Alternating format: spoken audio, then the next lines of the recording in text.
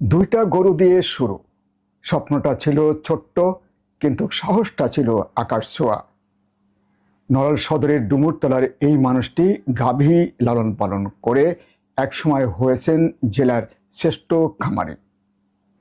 গাভী লালন পালন করেই তিনি কিনেছিলেন ৩০ লক্ষ টাকার মাইক্রো। আজ সেটাই চলছে রেন্টে কার হিসেবে। কিন্তু খাদ্যের দাম বাড়ায় কমাতে হয়েছে খামার। এখন মাত্র ২টি গাভী, আর সেই ২টি গাভীর গোবরেই চলছে সারা বছরের রান্না নিজস্ব বায়োগ্যাস প্লান্টে।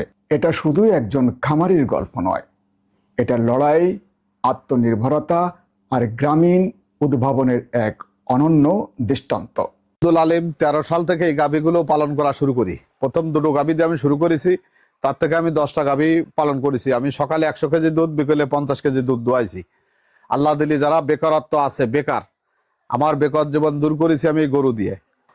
10টা গাভী যখন হয়ে গেছে, আমি 30 লাখ টাকা একবারে বেশি আমি কেডিএক্স মাইক্রো কিনেছি।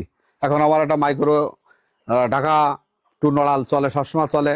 রেন্টকারে দিয়ে আছে, নড়াইল জেলা রেন্টকারে। আর এই গাভীগুলো এখন আবার আমার একটা ছেলে হাল ধরেছে, আমি আস্তে আস্তে গাভীগুলো বাড়াচ্ছি। আবার এর থেকে আবার আমার আর একটা প্ল্যান তৈরি করেছি, আর একটা আমার বায়োগ্যাসের একটা প্রজেক্ট নিয়েছি। এই যে আমার হাউস, এই হাউসে আমি গোবরটা দিয়ে দিই, এখান থেকে পানি দিয়ে দিই, এখান থেকে গ্যাস উৎপাদন হয়, ওখান থেকে চুলোয় চলে যায়। খালি ম্যাচ জ্বালাই দিলি, আল্লাহ দিলি জলে। ডেলি 2টো ফ্যামিলি ভাত রান্না করা যায়। 2টি গাভীর গোবর দিয়েই তৈরি করেছেন একটি বায়োগ্যাস প্লান্ট, আর সেই প্লান্ট দিয়েই সারা বছর চলে রান্নাবান্না। বাড়তি নেই কোনো জ্বালানি খরচ।